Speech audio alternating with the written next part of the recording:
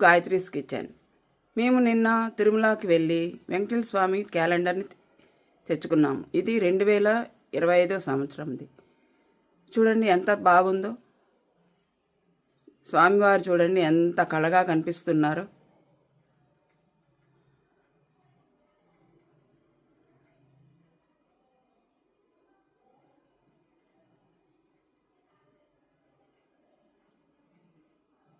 తిరుమలకి వెళ్ళినప్పుడు క్యాలెండర్తో పాటు ఈ వెంకటేశ్వర స్వామి ప్రతిమను కూడా తీసుకొని వచ్చుకున్నాం. చూడండి ఎంత కళగా ఉన్నారో స్వామివారు. ఆ గోల్డెన్ కలర్లో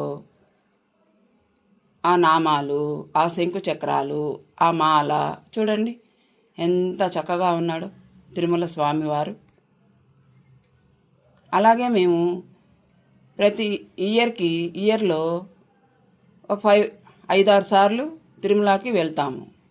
అక్కడ చాలా ప్రశాంతంగా ఉంటుంది, మనసు ఆనందంగా ఉంటుంది.